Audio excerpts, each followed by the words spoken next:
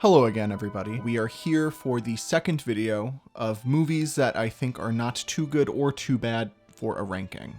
Everything still holds from the previous videos. I'm going to be talking about spoiler stuff. I'm going to be loose, going to be talking hopefully faster than the last two videos. I probably will not harp on everything for too long. Everything's probably going to get about a minute each, and then we move on. So, I mean, this video will probably be a little bit longer than the other ones, but it should be just fine. What we're going to do now is look over a selection of films that did not make my top 10, but I think that everyone should go seek out and that I think are actually quite good. 2023 was a phenomenal year for cinema, so I have a lot of movies that I really enjoyed, and unfortunately I can only put 10 on a top 10. It's the rules, but thankfully with this recommendation video we're going to get 18 movies that I'm going to tell you to go watch. This is going to be an overall positive experience, and each film that I'm going to be telling you about is a movie that not only do I think is very good, but that you should check out and enjoy. I would like to first quickly get through a short list of films that I already did reviews for, but want to re-recommend just in case you didn't watch them. And again, I'll link all the reviews in the description so you can check them out if you feel like it. The first film is Infinity Pool. I think this film was extremely strong when I saw it way back in early 2023. I think it's a shame that it didn't do very well in theaters because I think it has a lot of fascinating ideas, very disturbing and well-crafted themes that I think people could really get a lot out of. It is a mean film. It is kind of brutal, very violent, but I think that if you are okay with that kind of thing, that you should really give this movie a shot. I think this is a fun film to watch with a group of people in order to have a good conversation with afterwards. Hitman, I saw at New York Film Festival, and it was probably one of the best theater experiences I've had in an extremely long time. The audience was just completely on board with this film. The moment it started, there was one section of the film where everyone clapped. We clapped like an audience seeing a band perform one of their best songs. It was a thrill, honestly. Love Richard Linklater. Glenn Powell's growing to become an actor I'm actually really enjoying to see on screen. Much better than that punchable face in Top Gun Maverick. Thankfully, this movie just got a June release date on Netflix, so I highly recommend you see it when it comes out on Netflix, but if you are in an area where they're going to do a theater release, 100% go to the theater. Take people with you because you guys are going to have a ball. Theater Camp is still one of the most heartwarming little movies I've seen last year. Extraordinarily funny. Wonderful group of little theater actors who just give this movie so much life and light and jubilation while you're watching it. It's a huge shame that the song in the finale was not nominated for an Oscar. As I'm recording this, the Oscar nominations just happened, so it was really disappointing to not see that there. Talk to Me is still one of the strongest horror films of the year. Very difficult to think of anything to add on after the review I made, though I will say the big kind of reveal where the father has to tearfully explain kind of the truth to the daughter was such a shockingly emotional moment for me in a theater, especially knowing that the directors are two loud, obnoxious YouTubers. They actually got a tear out of me,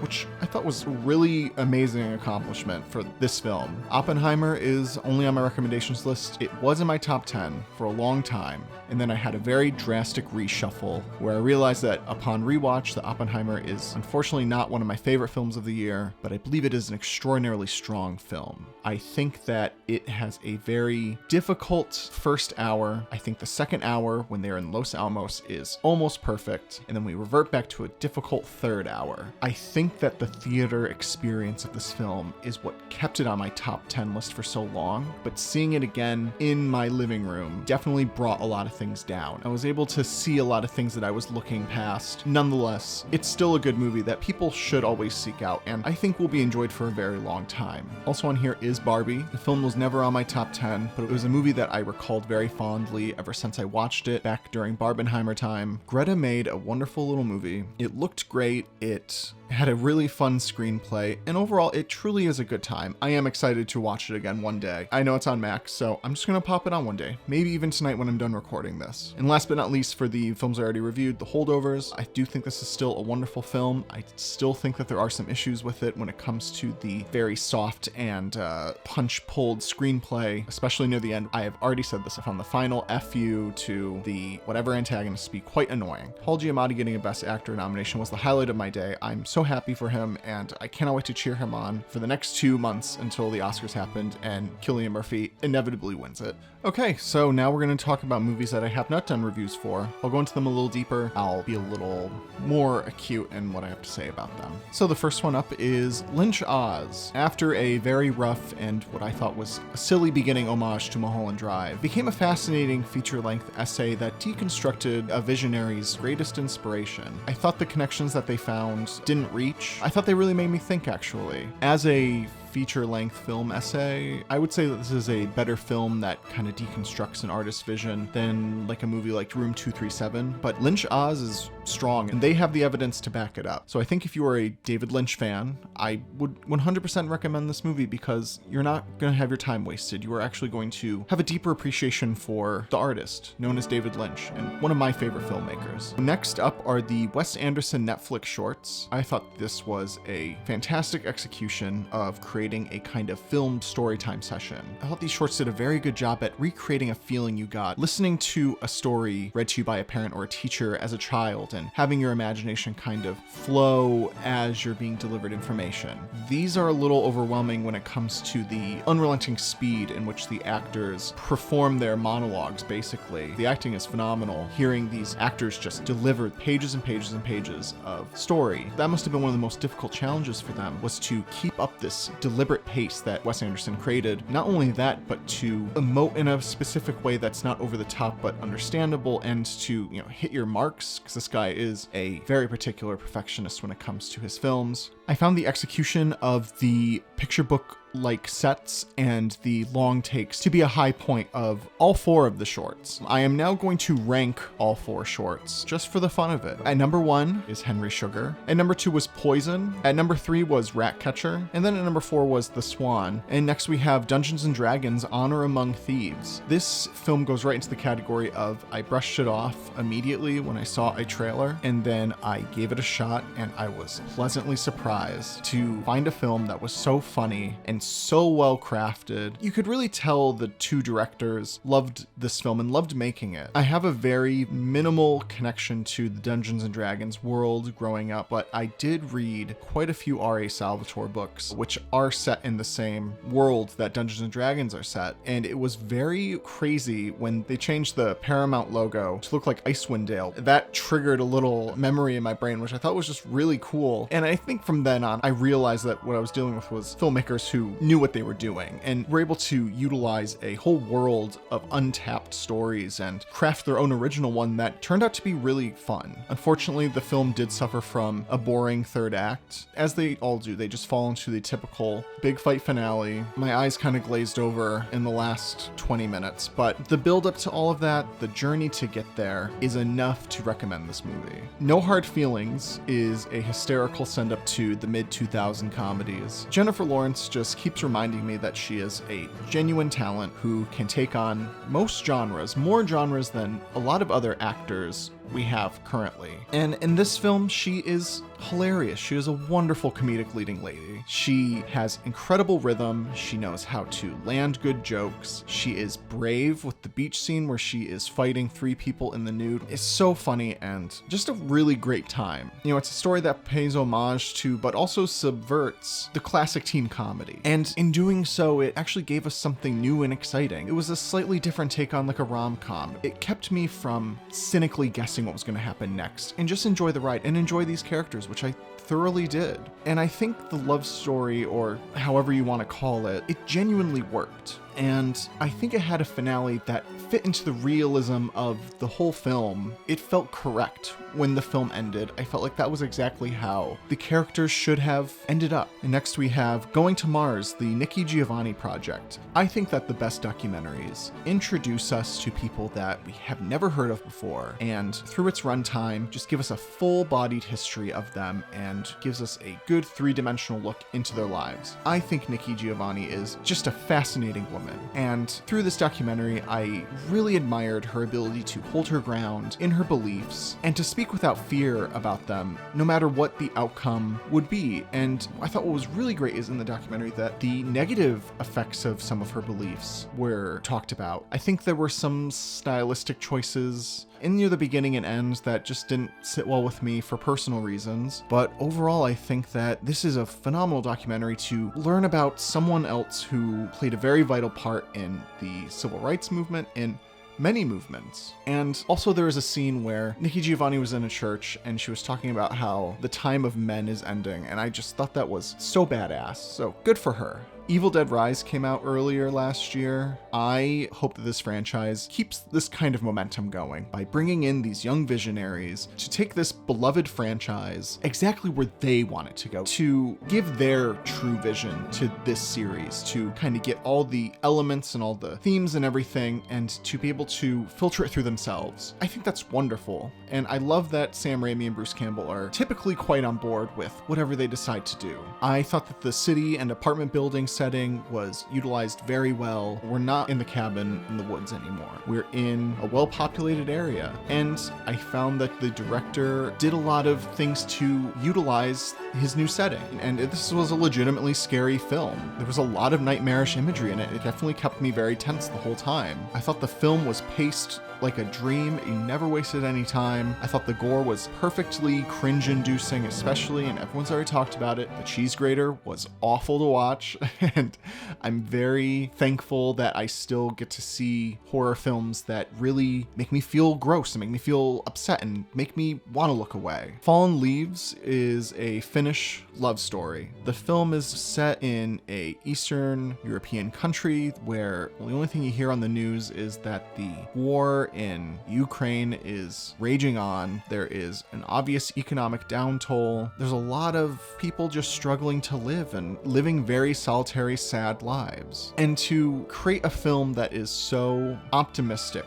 nonetheless, in perseverance of such events was genuinely heartwarming. It was nice seeing Alma Aposti get a Golden Globe nomination. Obviously, she did not win. It is a type of performance that utilizes subtlety, and she emotes in quiet ways that still gets the point across. All of the acting was actually quite good in this film. The director has a very specific style. He's very dry, but through that dryness, there is quite a bit of comedy that can come out of it, and I think he knows how to pull that comedy out very, very well. I did think the film felt a little slow partway through around the second act, but I also think it picks right back up for the last 15 minutes. The slow pace is not a detriment to the film at all, but I think it's something viewers should, just be lightly warmed about if they don't really watch many movies like that. I think this would be a perfect film for if you don't watch movies like this to give this one a shot. I think this one will have the best chance of keeping your attention and possibly through liking it, opening you up to kind of finding more European cinema.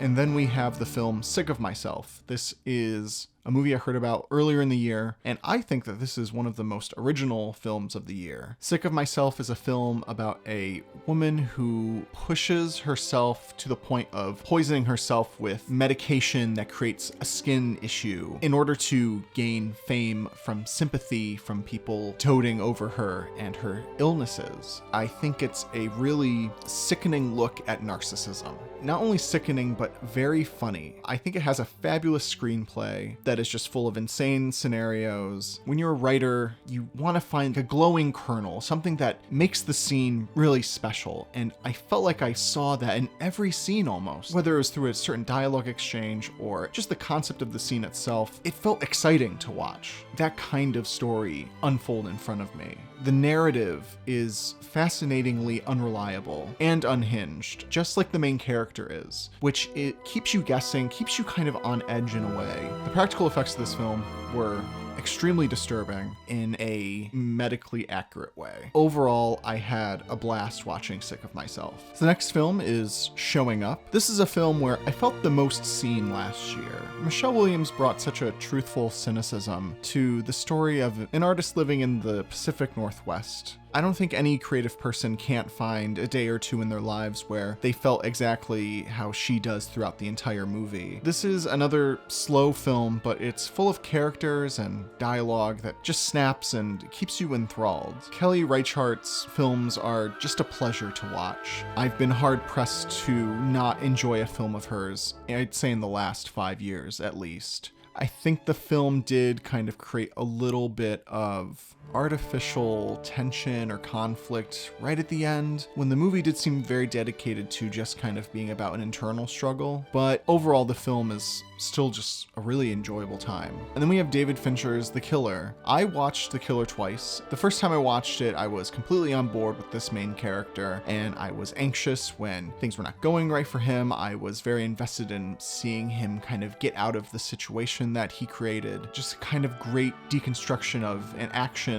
film. And then the second time I watched it, the film suddenly was a comedy about the most incompetent and self-centered hitman imaginable, with one of the longest build-ups to a punchline in a movie last year. You sit there and you watch this hitman talk to you non-stop about his process, his philosophy, his nihilism, and then he just fucks up his own job. It was so funny in a very dark way, because obviously you just watch someone die, but to see him just mess up was really great. That is 100% a David Fincher type joke. It's amazing that I could have such different reactions to a film, and it's just a testament to David Fincher being one of the best directors working today. One of my biggest complaints, though, about the movie is that I was really not a fan of the digital destabilization. I thought it just looked terrible, and it made the film look even more artificial. I feel like David Fincher's obsession with making everything perfect is going a little too far. I still think that this movie is perfectly edited. The big fight scene with the meathead in Florida was very, very good. And the droning score by Trent Reznor and Atticus Ross just ruled. It was great. And the last film on this recommendation list is called A Fire. It is a film about a young writer who is struggling editing his second novel. He goes to a beach house with a friend of his who is also working on his own projects. When they get there, they see that a woman has also rented out the house and they have to kind of live together. To me, A Fire is like the movie Call Me By Your Name, but if the main character was a grumpy introvert who never had sex. The film is directed by Christian Petzold. He's a really great filmmaker. He's a filmmaker who knows how to have big revelations delivered very quietly. I felt like the revelation in this film was a little louder in its delivery. I think it worked within the context of that the main character needed it to be that loud. That's the best way I can describe it without giving anything away. I think in the opposite way of Showing Up, I unfortunately saw a lot of myself in the main character. But I mean, that's also the magic of film. We can see ourselves as heroes, and then we can also see ourselves as we kind of actually are. Or at least we can see the way that we look at ourselves sometimes. This is mostly a personal thing. I think that's why the movie spoke to me in the way that it did. Overall, I really loved A Fire, and I think that any creative person would get a lot out of this film. Well, that is my list of recommendations from 2023. I hope that I have given you some movies to search out and to look up. These are films that I spend a lot of my time when I'm talking to people recommending to them, especially from last year. So now you have some movies that you can go out and check out and hopefully get something out of, like I did. If you're hearing this, I want to thank you for checking out the video and staying as long as you have. It really means a lot to me. If you did enjoy my recommendations, or you've been enjoying any other videos I've been making, feel free to subscribe to the channel and to give this a like. I appreciate it. Anyone, if you recently subscribed to my channel and you are now watching this new video because of it, thank you. Besides that, I do have that Kickstarter that's still happening. We just got fully funded, which is awesome, but we could always keep going. I am hoping to purchase some more film gear, purchase things that can just really polish the look of the film to give it a really good look. I'll put a link in this video also. Yeah, I hope that works out. Once again, thank you for watching. I'm going to stop rambling. Take care. Bye.